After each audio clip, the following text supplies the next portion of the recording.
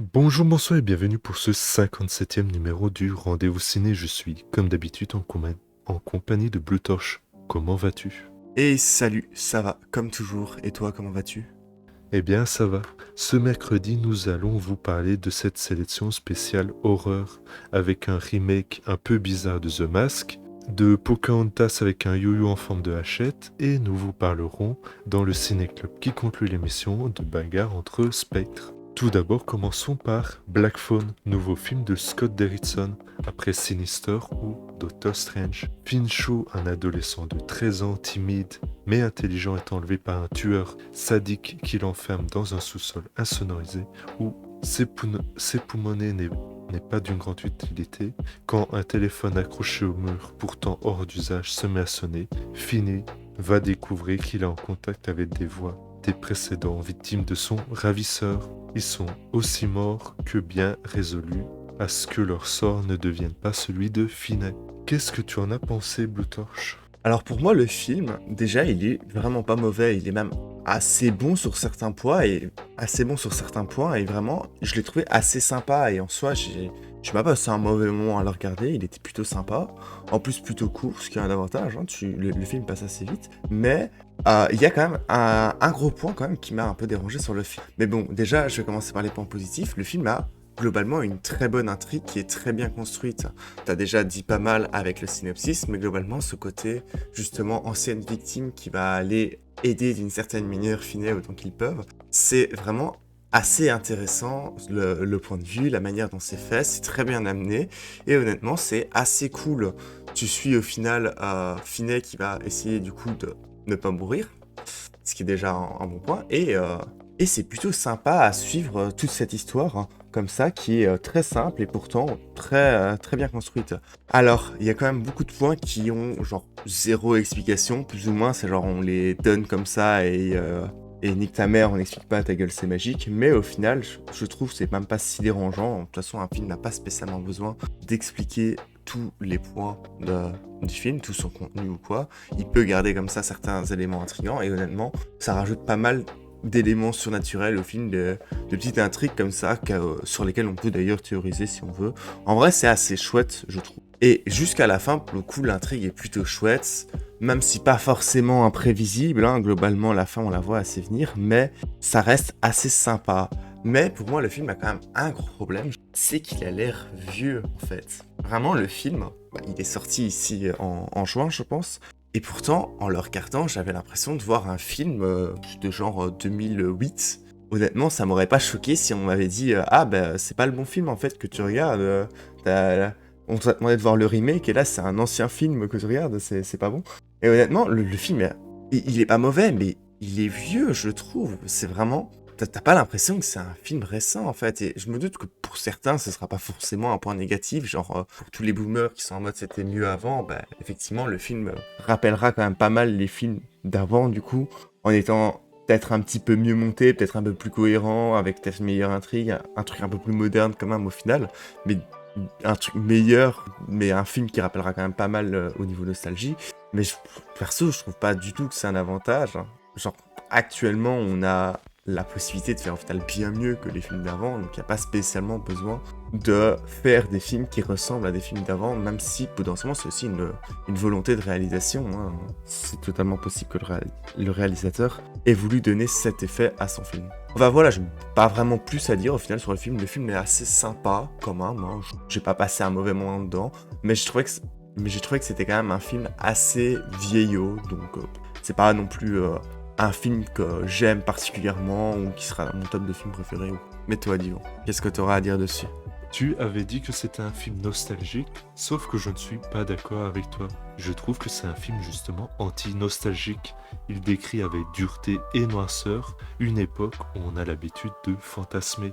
Et tu avais aussi rajouté que c'est un film qui avait l'air vieux. Mais là, je suis d'accord avec toi, j'ai l'impression qu'il a 50 ans de retard. J'ai l'impression que Halloween n'est toujours pas venu à l'esprit du réalisateur. Pourquoi? Bah, c'est très simple. Le film utilise des effets de montage et de mise en scène extrêmement prévisibles sans aucune originalité et loin du travail de Carpenter de manière générale. Ethan Hawke, lui, il est très bon acteur dans ce film, même si son personnage n'existe pas vraiment à cause des tonnes d'éléments non traités comme le masque par exemple. Le film n'est pas vraiment un film d'horreur non plus, il se perd dans la mélancolie d'une situation mine de rien assez grave, là où je ne ressens pourtant aucune émotion, et c'est sûrement à cause de la mise en scène et de l'histoire que je trouve aussi répétitive que prévisible. Le film met une petite heure rien que pour commencer, ne laissant ainsi pas vraiment la place au développement des personnages ou simplement de l'univers. Ça aurait pu être un film de serial killer passionnant, ça aurait pu être aussi un film fantastique assez sympa, mais au final, il n'est rien de tout ça.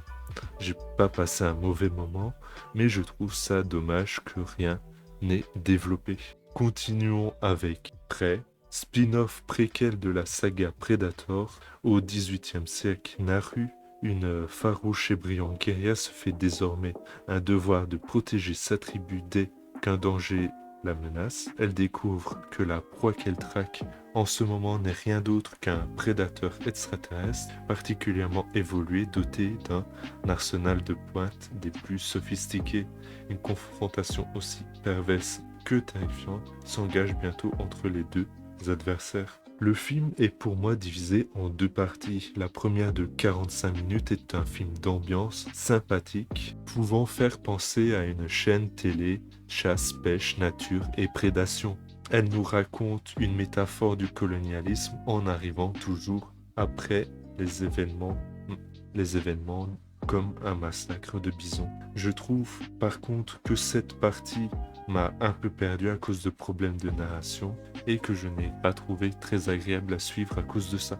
Par contre, la deuxième partie est un gros film de série B avec des bastons avec le Predator et des mises à mort assez innovantes, des combats assez longs et qui permettent d'être appréciés avec des grands angles, apprécier les chorégraphies avec les très beaux grands angles et le gore, même si le gore est très largement censuré. Cette deuxième partie est aussi remplie d'excellentes bonnes idées, notamment la forêt dans la brume qui permet de ressentir l'oppression et l'omniprésence de la menace et sa dangerosité. Je trouve intéressant d'ailleurs que Naru soit présentée comme une chasseuse un peu nulle au début pour devenir, à l'instar de Schwarzenegger dans le premier film, un Predator. C'est un film assez moyen avec quelques jolies qualités visuelles et quelques bonnes idées. C'est l'un des meilleurs films de la saga Predator et donc je vous encourage mollement à aller le voir. Mais toi Blue Torch, qu'est-ce que tu en as pensé? Bah, honnêtement, en fait, j'ai même pas beaucoup plus à dire sur le film. T'as déjà dit beaucoup de points assez intéressants. Globalement, déjà, de base, je suis pas vraiment un grand fan de la saga Predator. Pas tant le fait que je n'aime pas la saga, mais j'ai pas vraiment vu de film Predator. J'ai vu une partie du film Alien vs Predator, qui n'est certainement pas son meilleur représentant. Même si ça reste quand même un film bien débile et que je savais pas trop de se le regarder en vrai. Mais globalement, ici, on y retrouve un film, notamment sur la première partie, beaucoup plus calme, qui reprend quand même pas mal le côté chasseur, proie, justement, et a tendance justement à assez rapidement inverser les rôles, où au début, on nous présente les personnages principaux comme des chasseurs, avant de assez vite nous faire comprendre que ces personnages seront les proies du film. Le film est... Enfin, ça a un rendu assez intéressant sur beaucoup de points, notamment un point de vue réel. Et même si ça rend certains moments assez longs et chiants sur certaines scènes, mais c'est pas non plus trop gênant parce que ça reste assez rare. Le film est quand même assez bien rythmé. On arrive, comme tu l'as dit, à la deuxième partie du film, après où le film est beaucoup plus série B, avec pas mal d'action, pas mal de scènes un peu gore, des mises à mort et tout. Globalement, j'ai bien aimé aussi un truc dans le film, c'était le fait que le Predator est dévoilé au final assez tard. Enfin, assez tard, tout est relatif. C'est genre plus après une demi-heure de film. Mais globalement, moi de base, je ne savais pas que ça serait un film Predator. Hein. J'ai regardé le film sans forcément lire son synopsis. Et globalement, j'étais agréablement surpris de voir qu'il s'agissait en fait d'un film Predator. Et je trouve que pour le coup, le Predator est au final très bien amené. Après le film, t'en as parlé aussi, à quelques incohérences par moment, quelques problèmes de narration, des moments qui skippent au final très vite pour qu'on ne réfléchisse pas trop dessus, ou des moments pas non plus hyper cohérents, j'ai trouvé, par rapport aux autres films, notamment La Force du Predator. Mais Après, voilà, c'est beaucoup de points qui sont pas trop gênants. Le film est pas non plus prévu pour qu'on réfléchisse énormément dessus, hein. C'est un film qui aimera bien quand même qu'on se pose plus devant le film pour se détendre, même si le film est quand même un petit peu réfléchi derrière. Le film reste assez sympathique, globalement. Honnêtement, je crois que si vous êtes un fan des films Predator, le film, vous devrez plutôt bien l'aimer. Il doit quand même un peu changer avec les films de la saga, je pense. Notamment la première partie sur un ton beaucoup plus calme au final. Mais le film est globalement assez sympathique à voir. J'ai pas spécialement plus à dire dessus au final. Donc on va terminer par Fantôme contre Fantôme, 6e film de Peter Jackson, sorti en 1996, après Bad Taste, Les Feebles ou Branded, entre autres, et avant Le Seigneur des Anneaux ou King Kong pour les plus connus. Le concept de base est tout simplement génial. Un personnage banal, Frank Bannister, médium capable d'entrer en communication avec des fantômes et qui profitent de leur capacité pour faire des faux exorcismes grâce à ses complices spectraux.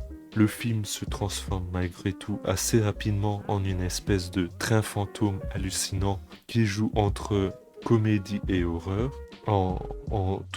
toujours en ménageant ses effets pour créer un maximum de suspense. Peter Jackson utilise toute une galerie d'acteurs chevronnés, mais pour moi la grande réussite du film c'est d'avoir fait une création numérique aussi qualitative, un vrai protagoniste crédible et mobile, la faucheuse, qui est tout simplement fait en trucage numérique à une époque où ce n'était tout simplement pas envisageable et qui peut s'apparenter aux premiers travaux sur les fantômes, sur les Nazgûl et autres bêtes mystiques du Seigneur des Anneaux. Pour moi, il faut regarder Fantôme contre Fantôme pour pouvoir ressentir tout un tas d'émotions entre la peur, le rire et les larmes causées par une fin aussi poétique que savoureuse. Mais toi, Blue Torch, tu n'es pas de cet avis. En effet, même si je te l'admets que le film n'était pas mauvais, je n'ai pas forcément bien apprécié le film. En tout cas, beaucoup moins que toi, ça c'est sûr. Déjà, il y a certains points sur lesquels j'aimerais rebondir. Tu as parlé notamment de la faucheuse qui avait un effet visuel assez intéressant, assez bien fait pour l'époque. Et pour le coup, c'est vrai que la faucheuse est très bien faite, hein, il n'y a aucun problème à ce niveau-là. Mais j'ai trouvé que derrière, malgré le côté visuel d'effets spéciaux et tout, qui est assez intéressant et assez bien fait pour l'époque, bah, le reste du film, je trouve, a assez mal vieilli, que ce soit dans son intrigue ou globalement même sa réalisation, son scénario de manière générale. Je trouvais ça assez dommage au final, parce que pour un film où, comme tu dis, bah, les effets spéciaux sont très bons pour l'époque, bah, c'est triste de se dire que le reste du film fait vieux, alors qu'au final, on aurait pu s'attendre à ce que la totalité du film soit un peu en avance sur son temps. Après, on peut pas non plus lui en vouloir, mais ça fait que pour une personne qui découvrira le film il y a 2 semaines, et littéralement, bah, le film sera beaucoup moins appréciable que si tu vas regarder par exemple Un Seigneur des Anneaux où les effets visuels et l'intrigue derrière sont tous les deux à la hauteur de même des films de notre époque, voire même largement supérieur à certains. L'humour aussi du film est notamment un truc qui je trouve a pas mal contribué dans le fait que ça a mal vieilli, parce que l'humour est, je trouve, très lourd et forcé à beaucoup de moments dans le film. En fait, je me dis que j'aurais préféré avoir un film plus tourné vers l'horreur entièrement que avoir un film comme ça qui me balance comme ça des blagues de temps en temps, et des blagues vachement nulles pour la plupart et qui ont l'air juste très forcées, et plus là pour au final amener des éléments d'intrigue inutiles qui auraient pu être mieux amenés, tout en essayant de faire rire un public qui, avec des blagues globalement vachement mauvaises à mon goût, en tout cas pas du tout l'humour de mon goût. Et l'humour, je trouve, est pour le coup quelque chose qui a pas mal contribué à la vieillesse du film. Après, le film n'est pas non plus mauvais en soi, hein. J'ai pas détesté le regarder, il y a beaucoup eu de moments sympas, même s'il y a eu pas mal de moments où j'ai moins aimé, bah, notamment un point aussi que j'ai pas trop aimé en fait dans le film, c'était toute sa scène finale dans l'ancien hôpital. Globalement, les personnes qui auront vu le film voient de quelle scène je parle, et notamment bah, le dénouement de cette scène qui, je trouvais pour le coup, lui, était vraiment nul. J'aurais préféré avoir un dénouement beaucoup plus poétique au final qu'un dénouement comme ça, ou enfin c'est dur d'en parler exactement sans spoil, mais globalement le dénouement en tant que tel, t'as juste l'impression qu'au final il voulait faire plus un happy end en mode il est vécu heureux jusqu'à la fin des temps au lieu d'avoir un réel dénouement un peu plus intéressant. Et je trouve est assez triste parce qu'ils étaient bien partis en plus au départ pour avoir un bon dénouement. Enfin voilà, bon, comme j'ai dit, le film n'est pas non plus mauvais, j'ai pas détesté le regarder, et le film a beaucoup de points positifs, notamment dont Divan a déjà parlé ici. Je vais pas plus épiloguer sur le film au final, parce que Divan c'était pas mal de ses points positifs, moi j'ai cité les points qui je trouvais mauvais, et au final ça comble pas mal. Vraiment après, vous pouvez largement regarder le film et vous forger votre propre avis dessus, parce que le film reste intéressant dans tous les cas, donc honnêtement si vous voulez juste voir un petit film sympa, c'est pas un mauvais film à regarder pour ça quoi. Dès la fin de l'émission, je tiens à vous remercier de l'avoir suivi. Si vous voulez soutenir la chaîne, vous pouvez vous abonner pour ne rater aucune émission, partager nos émissions rigolotes de précieuse qualité pour les faire découvrir à vos amis. Vous pouvez également laisser un petit pouce bleu avec un beau commentaire ou suivre nos comptes Twitter @vous-ciné où on vous parle de l'actualité, du cinéma et de notre petite chaîne YouTube. Merci Blue Torch d'avoir participé. De rien, avec plaisir comme toujours. On se retrouve la semaine prochaine. Salut. À plus.